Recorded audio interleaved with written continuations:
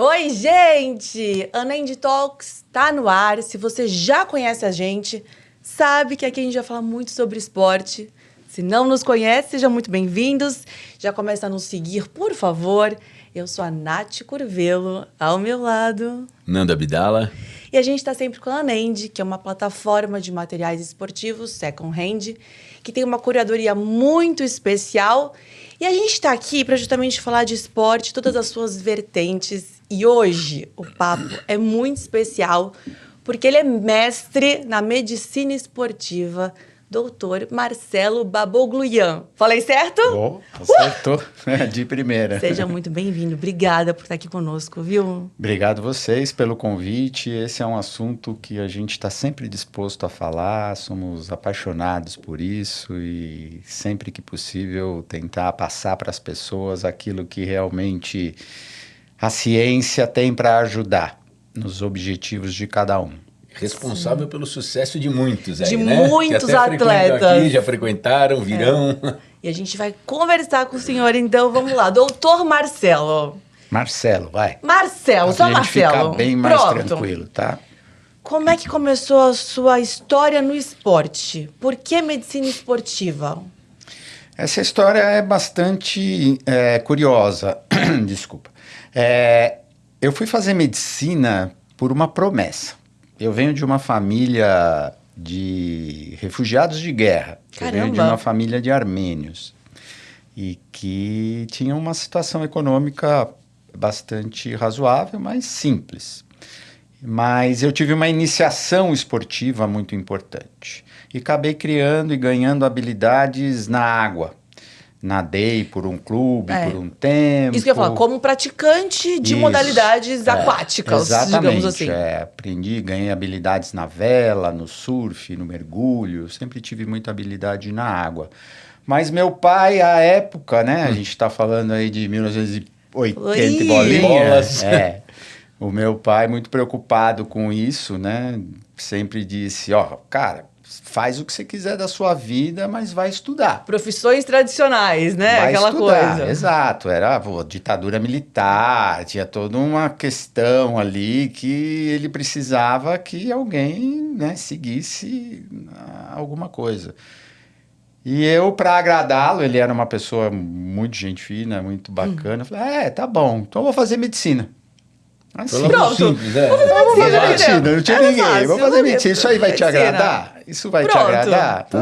Ele falou, porra. Medicina é legal. Eu falei, tá bom. Escola nunca foi muito problema, né? Com a cabeça desse tamanho aqui.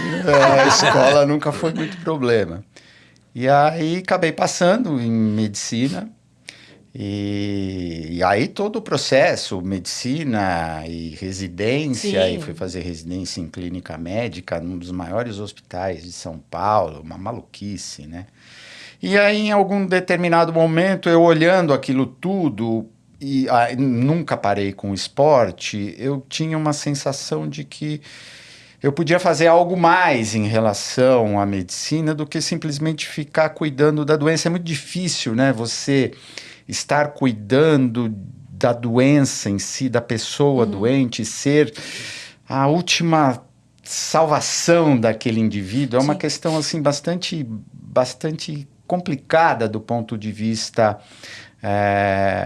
até pessoal. É isso que eu falo, é dolorosa pra pessoa, Sim, né? Tinha esperança Pra ali, né, da pessoa, né? Ser a última esperança da pessoa é uma coisa muito, muito séria, assim, muito complicada do ponto de vista pessoal, que eu vi e falava assim, pô, eu posso fazer mais.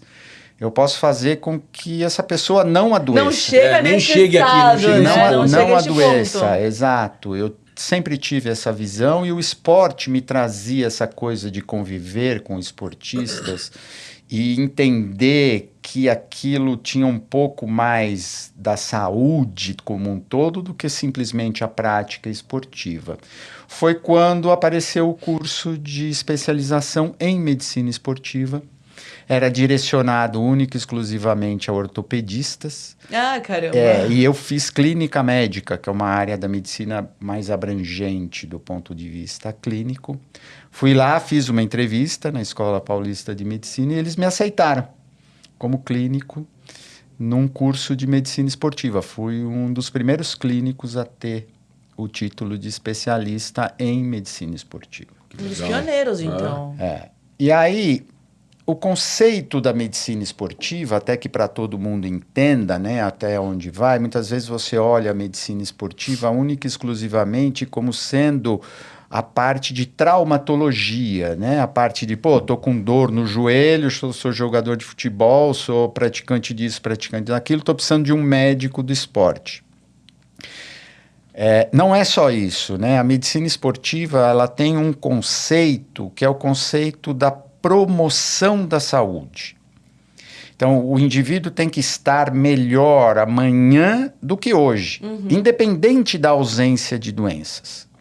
Quando você pensa isso para o lado do atleta, é fácil de entender, né? Você quer levá-lo ao máximo da sua performance para que ele tenha resultados. Mas o conceito da promoção da saúde, ele cabe para qualquer indivíduo. Claro. Certo? Então, qual é esse conceito da promoção da saúde? É que o melhor desempenho de um indivíduo, né? Como é que você chega no melhor do teu desempenho? É você potencializar o indivíduo. Exatamente. Melhorá-lo do que ele realmente está naquele momento. Exatamente. É isso que tem que acontecer. Você encontrar as oportunidades de melhoria para que ele alcance o melhor da sua performance. Em qualquer área. Em qualquer área. Falando em longevidade. Sim. A longevidade, ela é uma consequência disso, né? Porque a longevidade é algo que você tem que olhar de uma forma... não adianta você chegar lá com 90, 95 anos e... Cai dos pedaços. Dependente. Acho que a É. questão é essa, é ser ou não dependente. Você tem que chegar lá com independência. Você tem que ser- Autossuficiência, né? Se a cabeça é boa, você precisa de ajuda. Exato. Quero ir sozinho no banheiro. Exatamente. Então, o conceito da promoção da saúde mostra pra gente que não adianta você... Isso é algo que provavelmente você aí que está escutando vai se identificar. Não basta você ficar focado única e exclusivamente em desenvolver a sua técnica e a sua tática em determinado esporte, que é o comum. Você vê os indivíduos ali focados em desenvolver a parte técnica e a parte tática daquilo que ele faz como modalidade esportiva, que já estamos falando daquele indivíduo que já ganhou o amor por um esporte e pratica isso de forma regular. Também pode ir um pouquinho mais para trás aquele que não tem, mas vamos falar daquele que está nos escutando aqui agora, que provavelmente seja um praticante assíduo de alguma modalidade. De qualquer modalidade. Então, você olhar única e exclusivamente para o desenvolvimento da técnica e da tática, do treinamento propriamente dito, está errado. Por quê? Porque a literatura mostra isso, né? Você precisa ter atenção a outras 4 questões ou a outros 4 pontos que vão fazer você chegar à sua alta performance ou à sua melhor performance.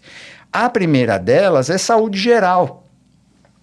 Não tem como você pensar que você vai treinar ou deixar de treinar ou vai comer isso, vai comer aquilo. Se você não tiver com a saúde geral, ok. É a base de tudo, né? Então, você ter um acompanhamento médico periódico que tenha essa visão da promoção da saúde, porque também aqui a gente pode dividir em vários tópicos, inclusive por faixa etária, porque também cabe desde a criança até o idoso, ok? Então, saúde geral, monitorada, a questão nutricional, que também tem vários aspectos culturais, paradigmas de suplementação e várias outras questões. A questão do psiquismo, que envolve o sono, que envolve o estresse, gerenciamento de ansiedade, motivação, várias questões relacionadas ao psiquismo. Na criança, uma coisa que é muito negligenciada, que é o desenvolvimento psicomotor, que está dentro desse quadradinho. E, por último, o treinamento físico, o condicionamento físico, para que você possa realizar a sua modalidade. Né? Esse é o último do pilar. Esse é o último do pilar. Você... Ele ainda está falando de modo geral, para depois você se especificar naquilo que você faz. Você, num primeiro momento, toda a parte de treinamento físico, ele tem que estar... focado, e aí também o treinamento físico você vai dividir em mobilidade, alongamento, blá, blá, blá, blá, blá, várias coisas que terão profissionais até mais especializados para falar nisso, mas o que você precisa é, primeiro, equilibrar todo o teu organismo, que a sua modalidade gera desequilíbrios, né?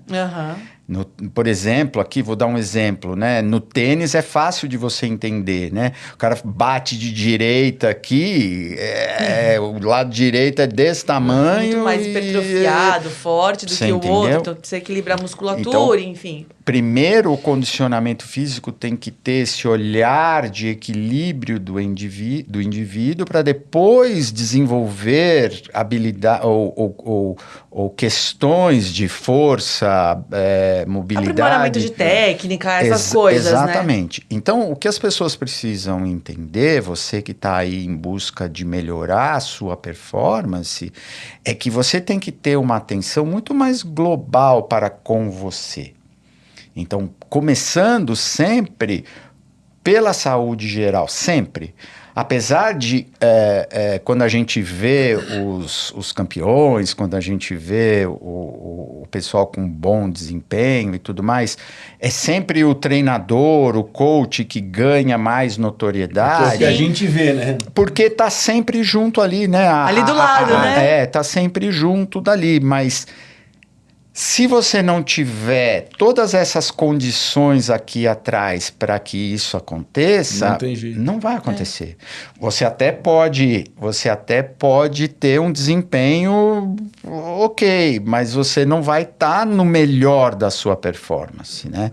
Eu brinco, eu gosto muito de velejar, ganhei essa habilidade até autodidata em relação a isso.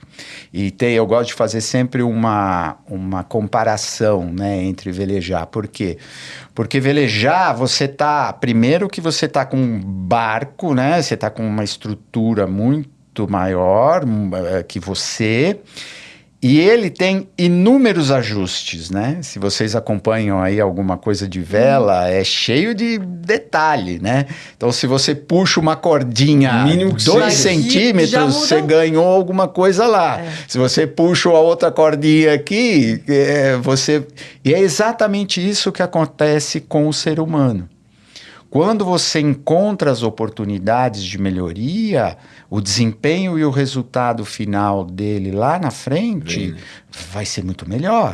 Coisas simples, como, por exemplo, a hemoglobina do indivíduo, né? Em vez de uma hemoglobina 13,3, uma hemoglobina de 14,2, que são diferenças muito mínimas, cordinha da vela. Essa cordinha que você puxou ali, que o indivíduo vai melhorar lá na frente. Estou dando um exemplo bem simplório, mas são inúmeras as variáveis que fazem com que isso aconteça. Sim. E aí, aí tudo bem, aí você entrou na medicina do esporte para promoção da saúde, não só tratar a doença, mas evitar que ela apareça, né, que ela se torne presente no indivíduo.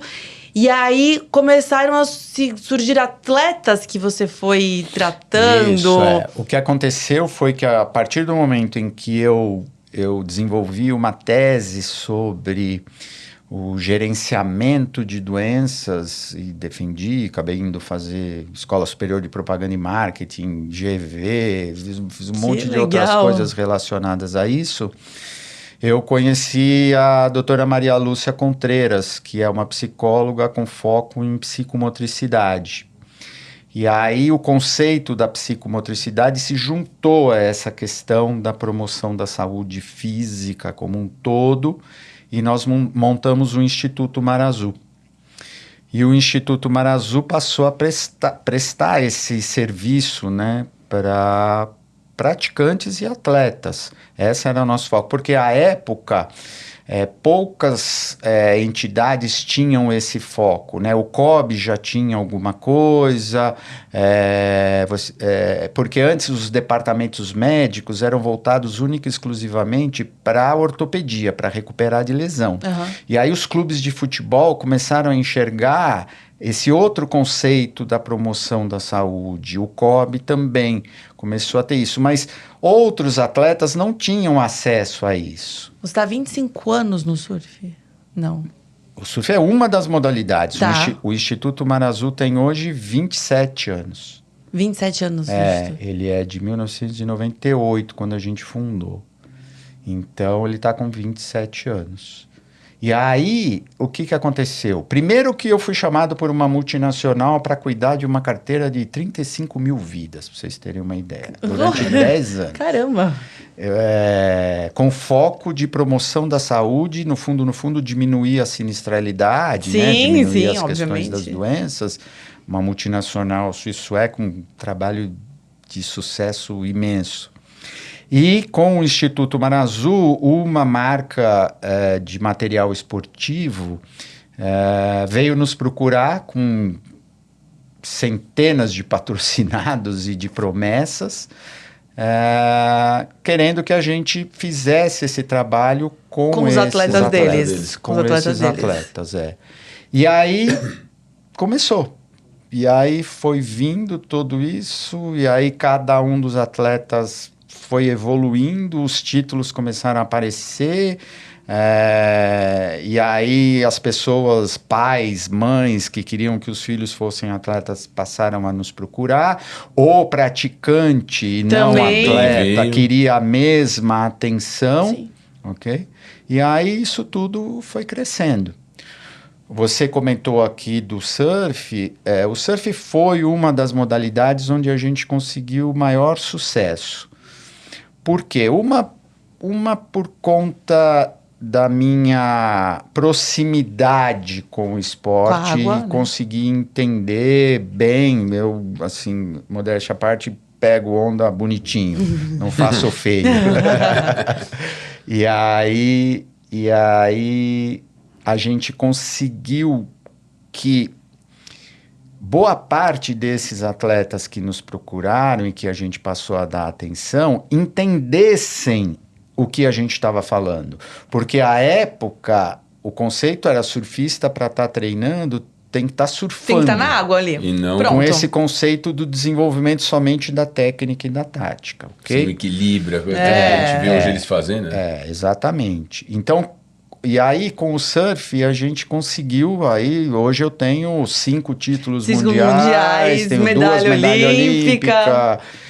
Tenho bastante, mas não só nisso. Eu tenho no wakeboard, tem no voleibol, na moto velocidade, paraquedismo. hoje, Caramba, paraquedismo. Aí eu vou esquecer. Aqui se eu for falar são tantos anos, Mas eu vou acabar esquecendo. você lembra do primeiro caso assim que foi mais emblemático? O primeiro caso mais emblemático de todos é o Adriano de Souza, o Mineirinho. O Mineirinho.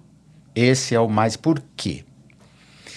Porque com o Adriano, a gente conseguiu pegá-lo num momento muito importante. O Adriano, para você ter uma ideia, ele começou a frequentar o Instituto Mar Azul, ele tinha 10 anos. Nossa! Ele era levado pelo irmão super novinho! De mãozinha dada. Então, todo o conceito que a gente desenvolvia, que era juntar a questão da medicina do esporte com a psicomotricidade, esse conceito de corpo e mente juntos. Já foi com ele. Então ele cresceu já programado para isso, digamos assim, já teve um preparo. Exato. E ele um plano, né, de carreira. Com uma inteligência assim muito apurada, e ele conseguiu enxergar isso. Tanto é que ele hoje é considerado... Nova, né? Que não tinha muito que não tinha ainda, não era tão... O quanto... Ainda mais terminado, skate, né? Não era tão... Não, skate, se a gente for falar aqui do skate, eu tenho muito mais títulos do que no surf. Caramba! Do skate eu tenho muito mais títulos com os meus pacientes, né? Sim, lógico. Do que com o surf. Perderia a conta aqui para falar de títulos em relação a isso. E o mais legal de tudo, né?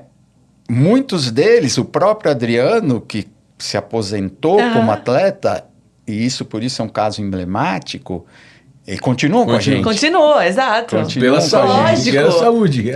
E aí, voltando à questão do Adriano, ele foi o cara que entendeu, e todo mundo no surf hoje considera que ele é um exemplo. E muito do que você vê hoje, né? Hoje tem 1 milhão aí de treinadores. Sim. Porque tá mais disseminado também, né? Hoje o conceito hoje está muito mais disseminado, o que eu acho legal. Nós fizemos inúmeros cursos, eu promovo um simpósio de medicina do surf.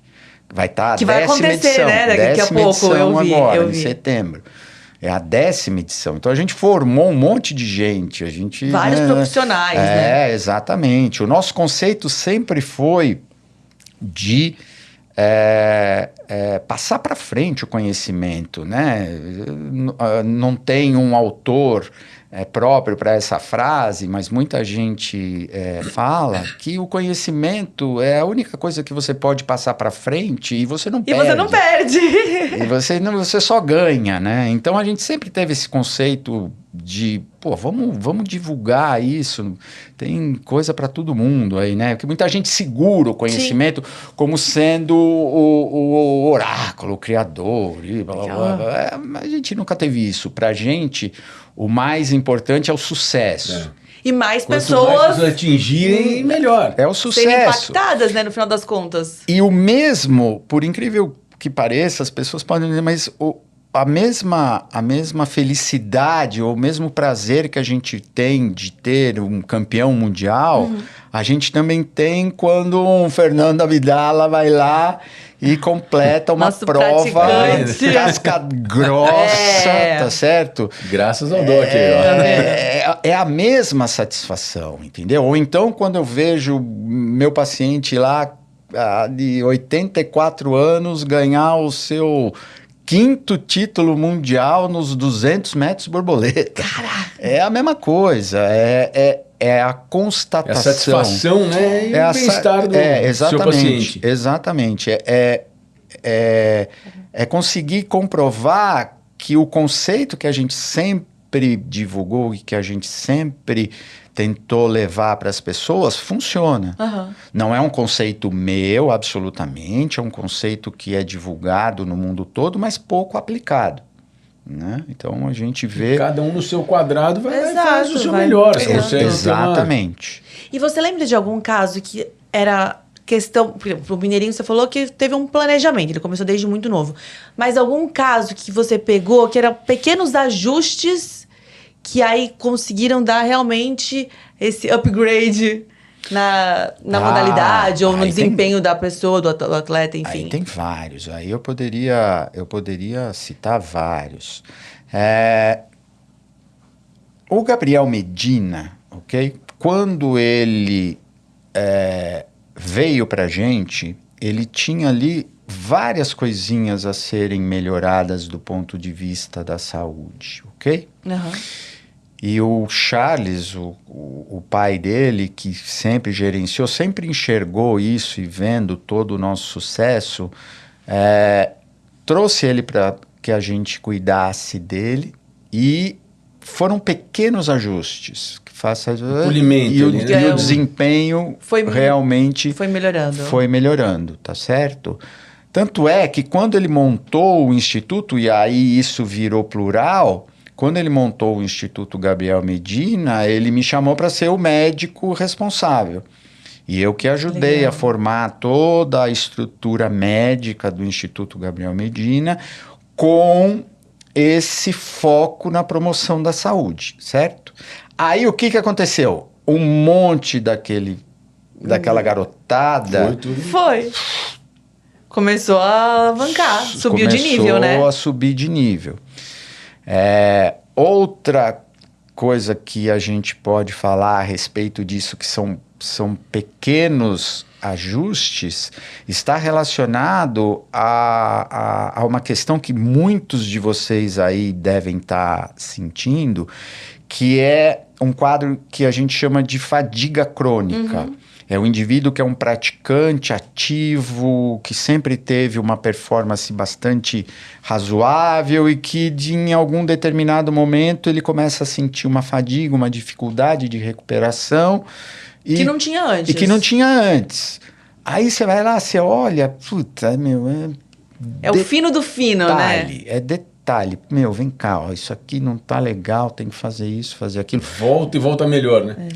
Dali ele já, putz, já tá mais velho, já subiu, mas já volta melhor, né?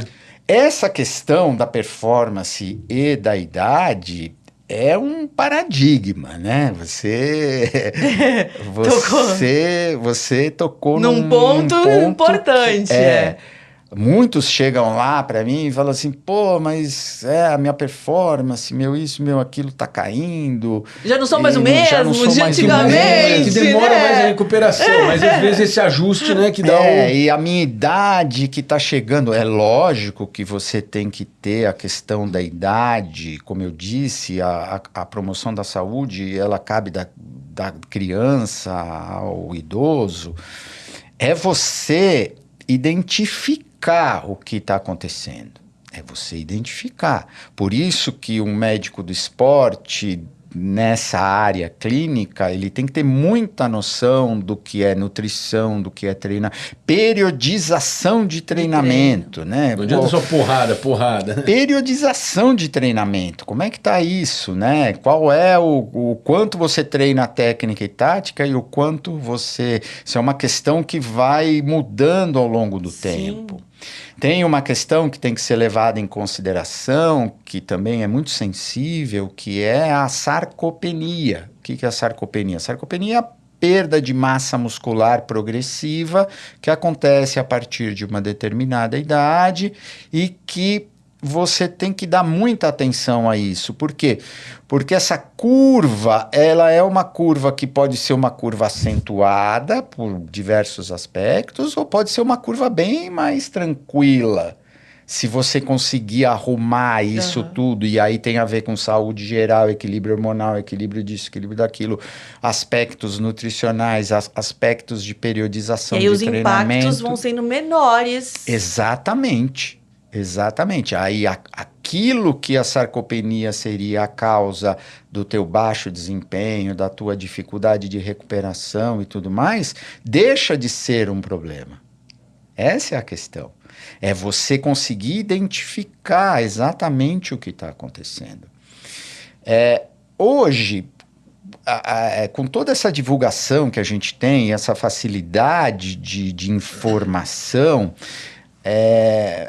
você se perde muito, né, no que diz respeito ao que é essencial e o que confundir a cabeça, né? Você vê informação aqui, daqui a pouco você vê ali no Instagram outra diferente. E hoje em dia muita gente falando, às vezes pessoas que não têm propriedade, opinando, e você fica um pouco perdido também nisso.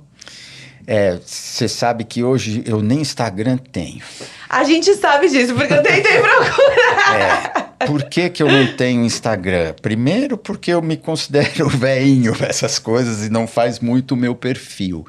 E porque toda vez que eu entro no Instagram ali, que tá meus filhos ali, que eu vou dar uma olhada, eu encontro muita coisa que eu falo, putz, não é possível, né, que isso faça sucesso.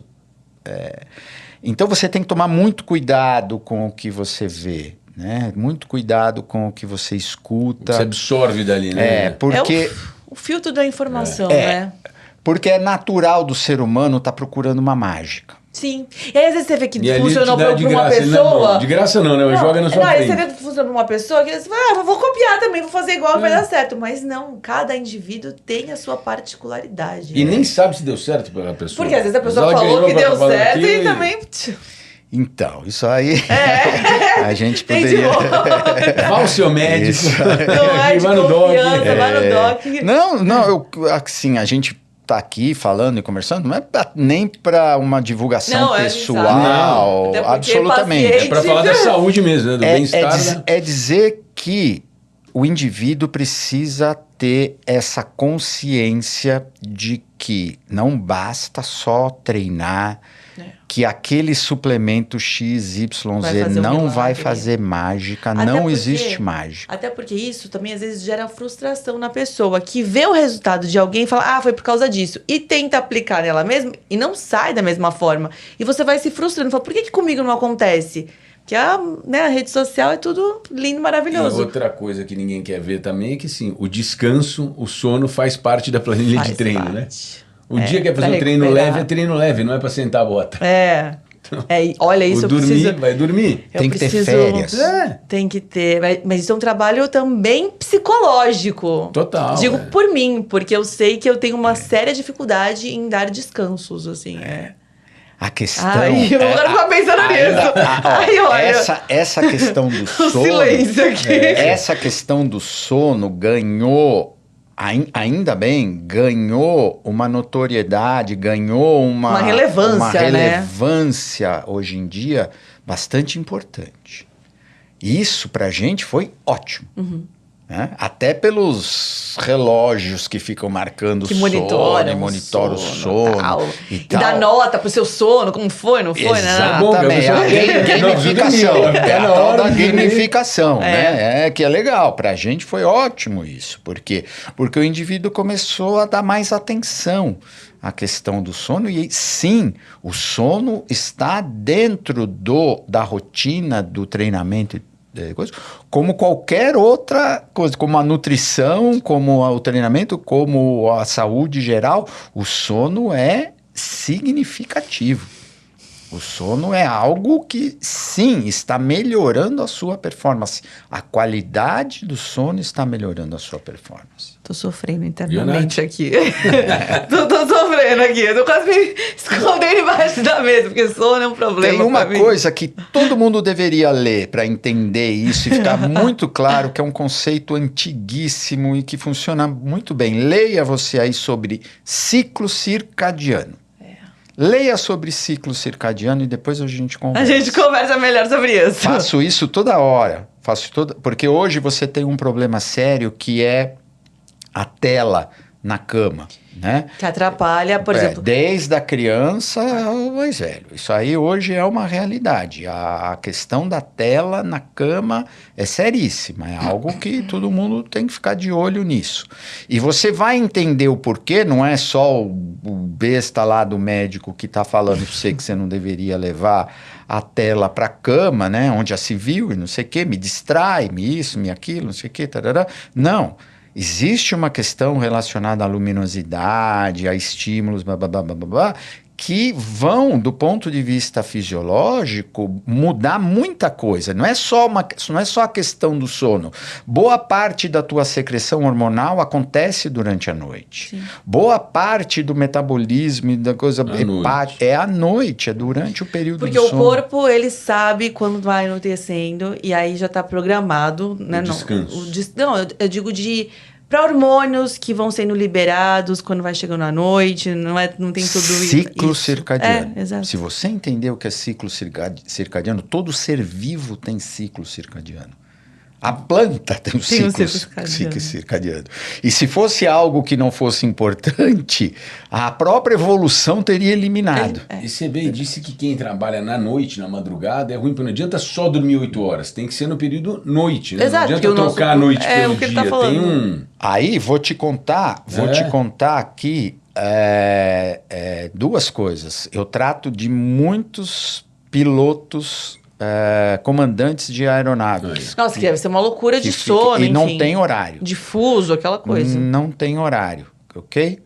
Primeiro que eles aposentam mais cedo por conta disso. né? O quanto isso impacta na saúde geral do indivíduo, ok?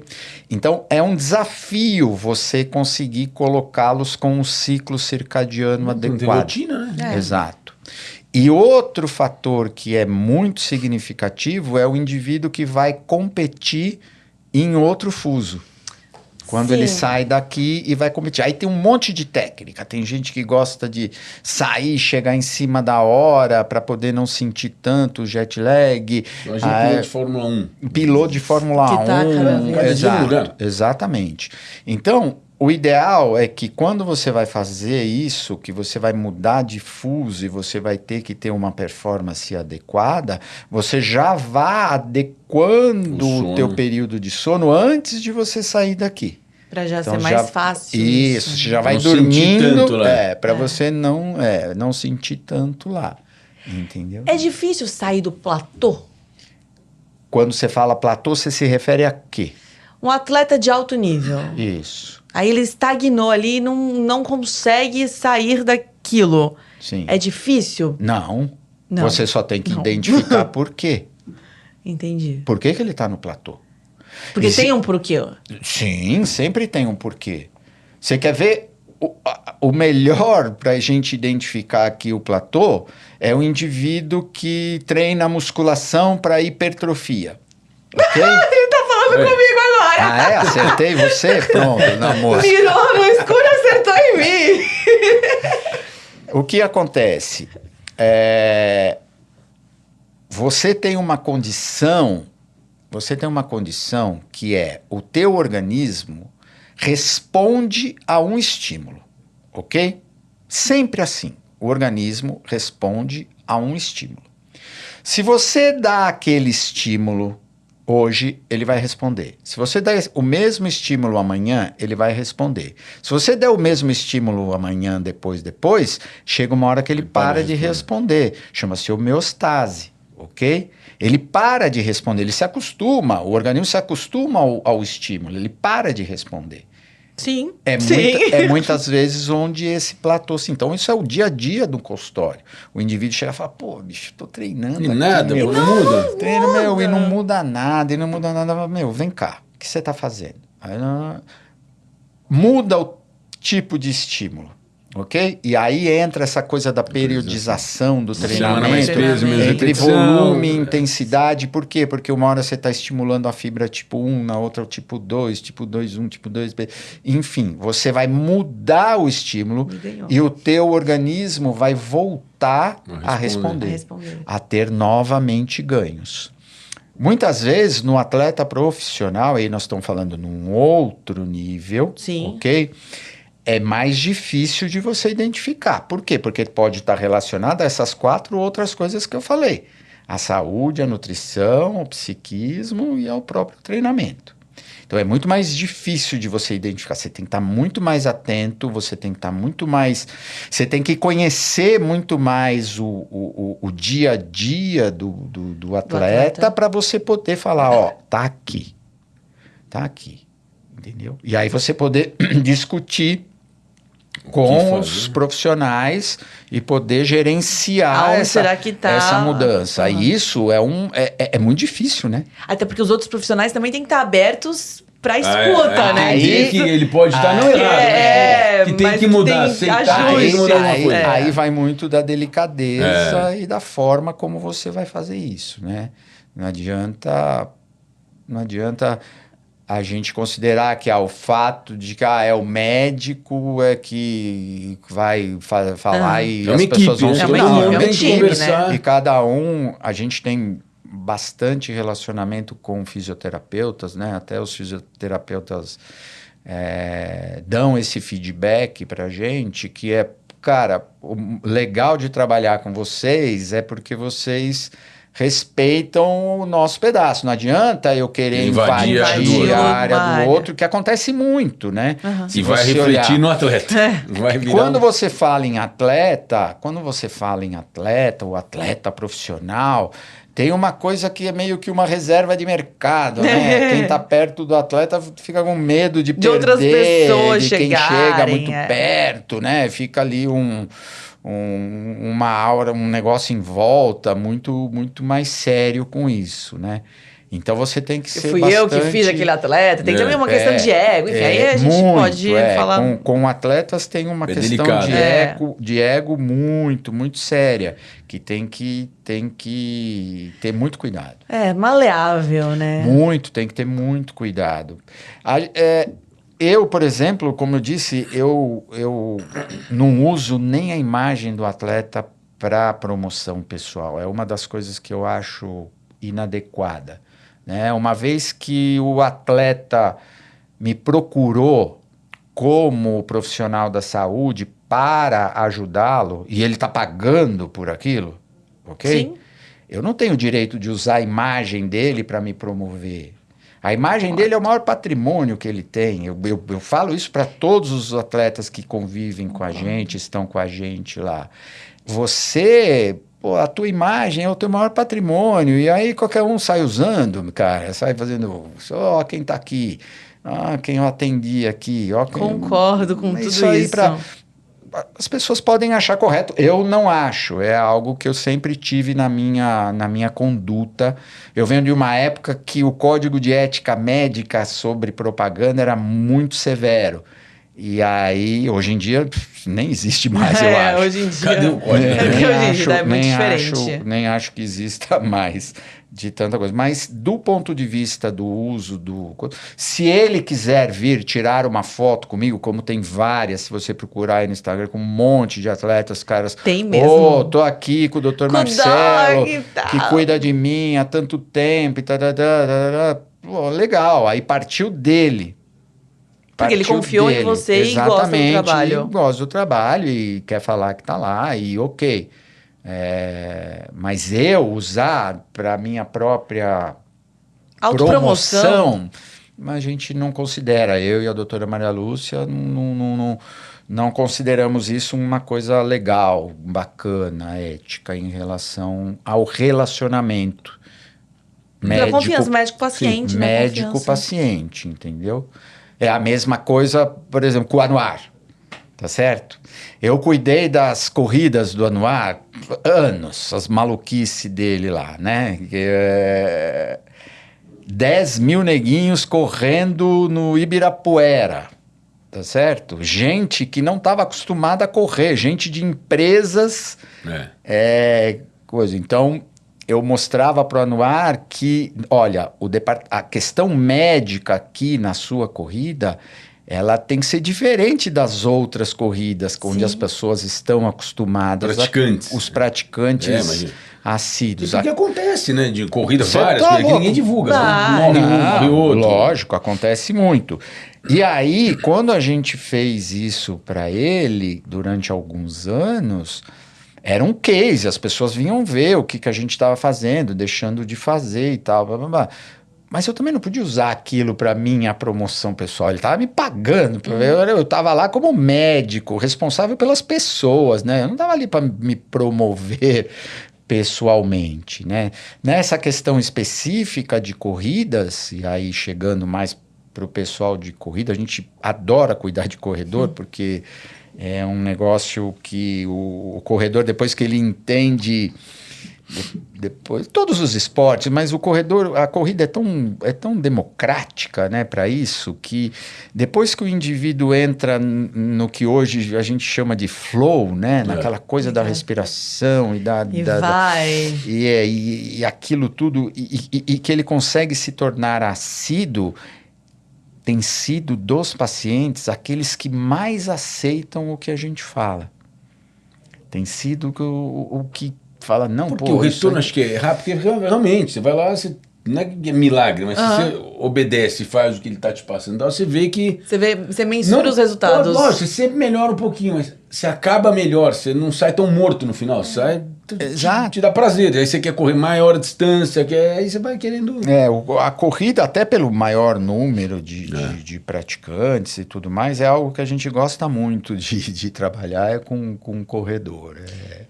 E é bastante. pra gente, assim, ó, finalizar, mas uma curiosidade. Algum título, alguma medalha que vocês conquistaram juntos, que te marcou muito, que você lembra de ter feito o ciclo e falou, caramba, esse resultado era esperado, a gente queria muito e realmente conseguiu? Aí tem... Que tem muitos! Tem muitos. Mas com certeza o primeiro título do Gabriel Medina no surf foi marcante. Por que foi marcante? Primeiro porque o brasileiro, dentro da modalidade, ele era considerado segunda classe, ok? E quando a gente começou a cuidar de surfistas, a gente teve muita dificuldade para que os staffs entendessem o conceito, ok? Então, quando a gente conseguiu fazer ou ajudar, né? Não é fazer, nós colaboramos, nós participamos, né? Dessa evolução do Gabriel até ele chegar ao primeiro título mundial, foi algo realmente Esse lapso marcante. Temporal é de quanto tempo? É de 3 anos. São Foram 3 3 anos que ele começou com a gente e ele alcançou o primeiro título mundial. E se você pudesse, você pode, aliás, se pudesse não, dar uma dica para aquele praticante normal, né? Aquele atleta do dia a dia, que você acha fundamental, assim, que você fala assim, se você não fizer isso, mas que é importante para as pessoas saberem mesmo da medicina esportiva, mesmo, da promoção da saúde. O mais importante é você dar atenção a esses 4 aspectos. Não negligenciar de jeito saúde, nenhum. nutrição, condicionamento e psiquismo. É você dar atenção. Por quê? Porque o que acontece? Cada um terá um foco que a gente precisa olhar primeiro. Não adianta você querer pegar a vida aqui do Nando e mudá-la completamente nesses 4 aspectos do dia para a noite. Não. Você tem que identificar aquilo que... Qual é primeiro? Qual é o primordial, o fator que está mais desencadeando? Qual será aquela mudança ou aquela questão que vai impactá-lo rapidamente para que ele possa falar assim, opa, esse negócio funciona. Gostei. Esse negócio funciona. Isso aí foi legal? Então tá bom, então agora vamos mudar isso aqui. E aí nós vamos chegar lá, tá? Se tivesse que eleger como você quer que tenha essa coisa, é o acompanhamento médico periódico. Por quê? Todo o resto que a gente está falando não seria, ou não é nada se a saúde não estiver bacana. Uhum.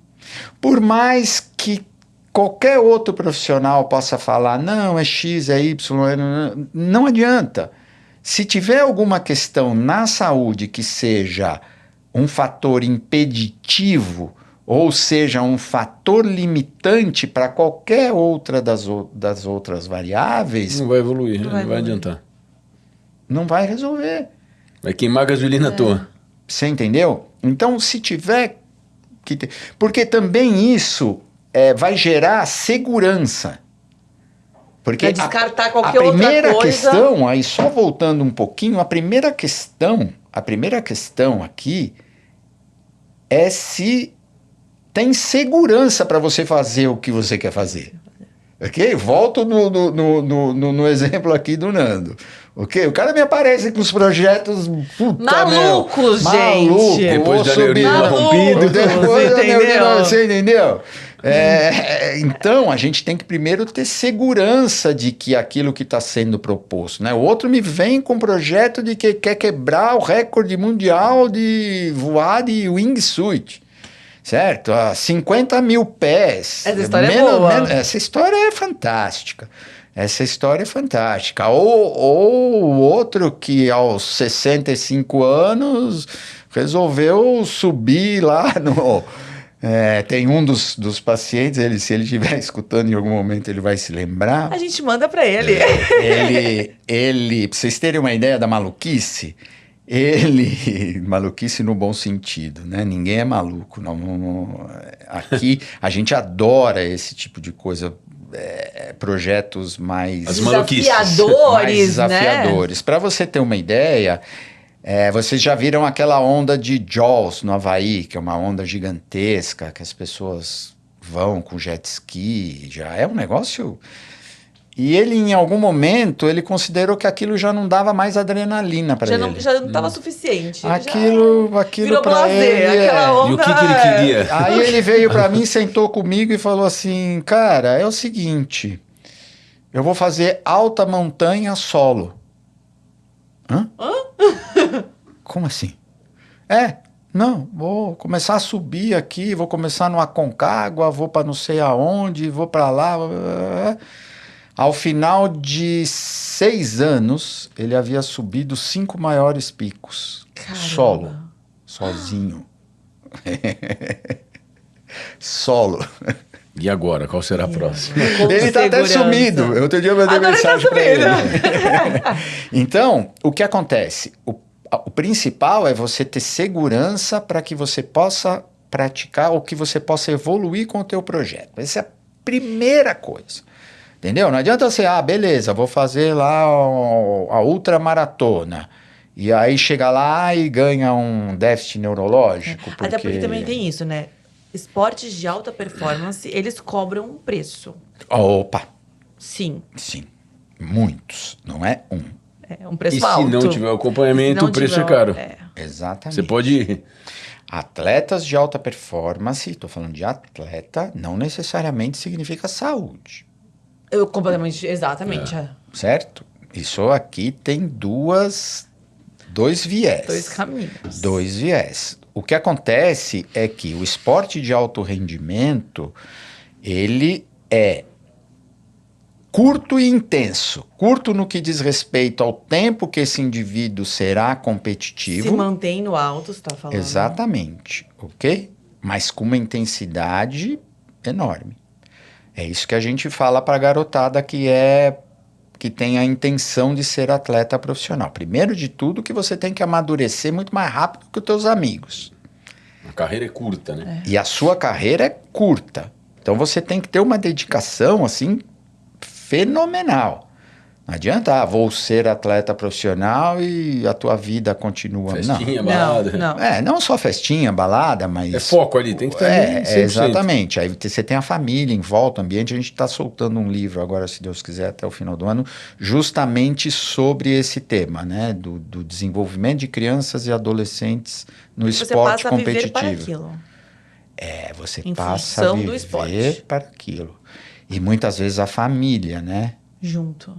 Aí você entra numa questão que é o ambiente, o microciclo, o mesociclo, eu estou falando do ambiente, não do treinamento. Porque o treinamento também utiliza esses treinos de micro, meso e macrociclo. Mas no ambiente que envolve o atleta, você também usa esses termos, né? Do microciclo, que é o ambiente que está muito próximo do atleta, aquele que está um pouquinho mais afastado e aquele que... Se isso ajuda ou não ele a desenvolver Exatamente. Então, tudo isso, a família está no microciclo, né? Está ali no microciclo. Então, isso é algo que é muito significativo, né? Então, a gente já viu inúmeros casos que eventualmente tinham um potencial para ser atleta, mas o ambiente não permitiu, afastou o indivíduo. Só pra gente então terminar, conta a história do voo, vai, que é boa. Aí eu prometo que a gente não te toma mais o seu tempo, por favor. Esse foi um atleta aí bastante conhecido do paraquedismo e tudo mais, que veio pra gente com essa coisa de bater o recorde mundial de voo com wingsuit, né? E era uma coisa desafiadora, porque primeiro, para ele chegar na altitude que ele precisava, o avião não podia ser pressurizado, tá certo? Então, a questão do oxigênio àquela altitude seria algo bastante complicado, né? Até para ele conseguir um piloto para fazer isso já foi complicado. Já foi complicado. Já foi complicado. E aí, dentro da rotina, ele subia plugado a um tubo de oxigênio, ok? E na hora do salto ele tinha que desplugar e plugar numa unidade autônoma de oxigênio que ia Tipo com ele. uma mochila, uma coisa assim. Era um outro tubinho de oxigênio que tinha que segurá-lo de 50 até 30 mil pés. Agora não vou lembrar exatamente as medidas, mas tinha até onde o oxigênio seria suficiente. Então, nesse trajeto, ele poderia apagar com a falta de oxigênio e aí tudo estaria perdido, né? Simples assim. Simples assim. Uma coisinha pouca, entendeu? Simples assim. E à época, o oxímetro, ele era um dispositivo que tipo altímetro, né? Que ele teria que virar a mão para poder olhar se estava tudo bem, ele não precisaria corrigir. Então, esse movimento para ele era algo que não era possível, né? Ou, se possível, seria muito perigoso, né? Ele mudar a estrutura lá. E aí a gente conseguiu desenvolver um oxímetro que ficava aqui na lateral da luva. Que legal. Então ele não precisava mexer, ele só precisava dar uma olhadinha. Só para dar uma olhadinha para poder fazer. E você vê no Wingsuit é muito louco, porque eles não mexem nem a cabeça, é um olho, só o canto do olho. E ele bateu o recorde. Foi muito legal. Que demais. Ele bateu o recorde mundial. Tem que trazer ele aqui, hein? Vamos trazer ele aqui. Muito, muito, muito obrigado por compartilhar só um pedacinho da sua experiência. A gente poderia ficar falando aqui, sabendo de histórias. E da gente ver também que é possível, né, para todos chegar lá com saúde, com prevenção, que é o mais importante, com segurança. Muito obrigada por essa aula que você deu pra gente, de verdade. Obrigada mesmo. Eu que agradeço o convite. Esse é um tema que a gente é apaixonado. Eu pratico tudo isso que eu falo, né? E é um prazer enorme poder compartilhar isso com vocês. A nossa função sempre foi compartilhar. Então, todo e qualquer momento que a gente puder, a gente está compartilhando. Eu agradeço me ganhou, vocês. Porque eu vou sair daqui e vou marcar uma consulta. Beijo, gente. Até a próxima. Toda semana a gente está aqui com um episódio novo, então fica ligado. Fomos. Tchau, tchau.